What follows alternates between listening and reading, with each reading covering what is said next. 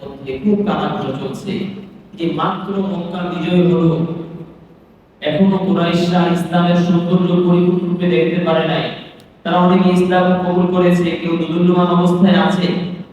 এই সময় যদি এই কুরাইশ গোত্রের কোন বসতিয়া শাখা একটা মেয়েকে, একটা মহিলাকে চুরির অপরাধে হাত কেটে দেয়া হয়, তাহলে এই ইসলামের প্রতি তারা আবার বিগড়ে যায় কিনা?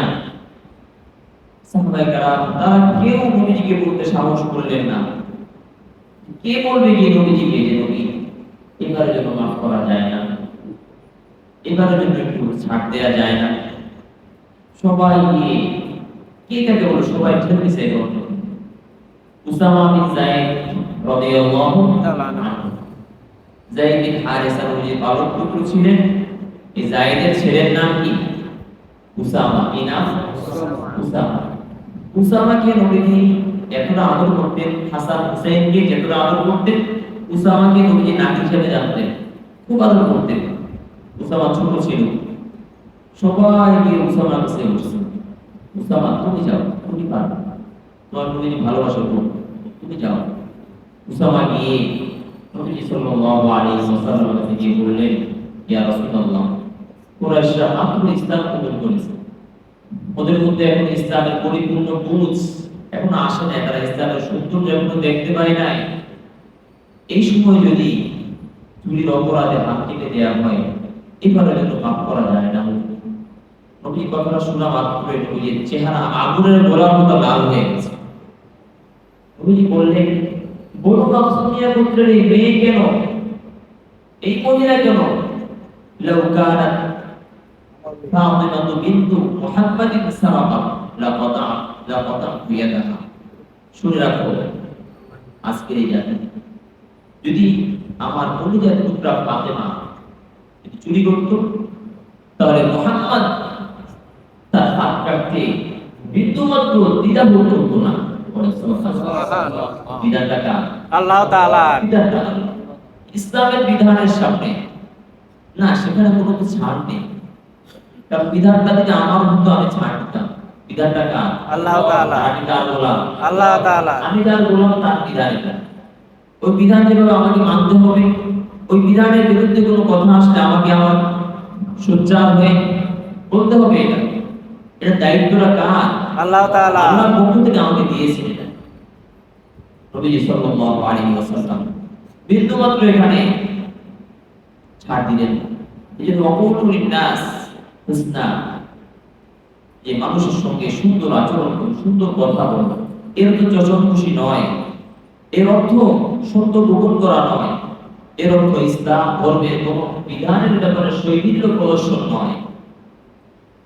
পরবর্তীতে আল্লাহ রাব্বুল আলামিন বলেন, ওয়া আকিমুস সালাহ ওয়া আতুজ যাকাত, নামাজ ঠিকমতো পড়ো, ওয়া আতুজ যাকাত, এবং যাকাত আদায় করো। ثم توليتم إلا قليلا منكم وأنتم معرضون। আল্লাহ রাব্বুল আলামিন বলেন, বনি ইসরাঈল জাতি আমি তোমাদের কাছে এভাবে অঙ্গীকার নিয়েছিলাম তো অনেকগুলো বিষয়ে। প্রথম অঙ্গীকার ছিল কি? একমাত্র উপাসনা করব কার? আল্লাহ তাআলার। আল্লাহ রাব্বুল আলামিনের। দ্বিতীয় অঙ্গীকার ছিল বাবা মার সঙ্গে কেমন আচরণ করতে হবে? কেমন আচরণ? সদাচরণ।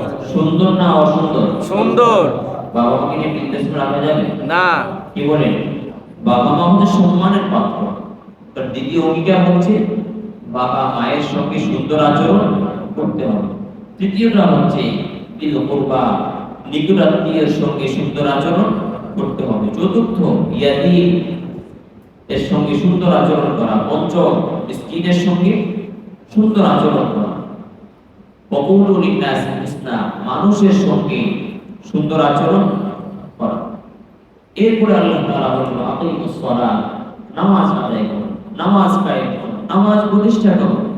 নামাজ প্রতিষ্ঠা করা মানে হচ্ছে আগে নিজে পড়ো, অন্যকে পড়ান, দাওয়াত দাও। নিজে পড়ো, অন্যকে পড়ান, দাওয়াত দাও।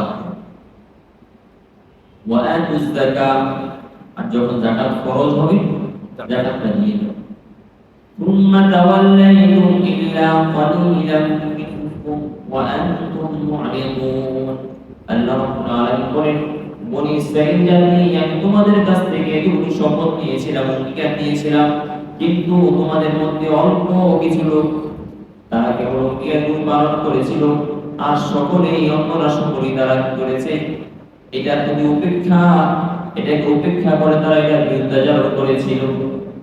কিন্তু মুসলিম জাতি নবী আলাইহিস সালামের উম্মত তোমরা কিন্তু তাদের মতো হইও না, তোমরা তাদের মতো হইও না, বরং আল্লাহ রাব্বুল আলামিন আমাদেরকে এই বিষয়টা ইনফরমেশন করে এটার মেসেজ দিয়ে আমাদেরকে জানান দিচ্ছে যে খবরদার, ওরা করেছে, ওরা ধ্বংস হয়েছে, ওরা নবী আলাইহিস সালামের সময় নবী আলাইহিস সালামকে নিয়ে কটূক্তি করেছিল, ওরা আল্লাহর বিধানকে নিয়ে টালবাহানা করেছিল, বানরে পরিণত হয়ে গেছে, শুয়োর হয়ে গিয়েছে, ওদের মধ্যে আযাব, ওদের উপর আযাব একের পর এক আসতেছিল। এজন্য মুসলিম উম্মতে মুহাম্মাদি তোমাদের মধ্যে যেন এই সকল আখলাক, তোমাদের মধ্যে যেন এই সকল বিষয় চলে না আসে। আল্লাহ রাব্বুল আলামিন আমাদেরকে আজকে যে পয়েন্টগুলো নিয়ে আলোচনা করা হলো, যে সকল বিষয়গুলো আল্লাহ তাআলা বনি ইসরাঈলের কাছ থেকে যে সকল বিষয়ের চুক্তি গ্রহণ করেছে, আল্লাহ তাআলা আমাদেরকে এই বিষয়গুলো বোঝা এবং মানা সহজ করে দেন। সকলে বলি আমিন। ওয়া আখিরু দাওয়ানা আলহামদুলিল্লাহি রাব্বিল আলামিন। সকলে দরুদ শরীফ পড়ি, অল্প সময় দোয়া করুন। আল্লাহুম্মা সাল্লি আলা মুহাম্মাদ ওয়া আলা আলি মুহাম্মাদ কামা সাল্লাইতা আলা ইব্রাহিম ওয়া আলা আলি ইব্রাহিম ইন্নাকা হামিদুম মাজিদ। اللهم بارك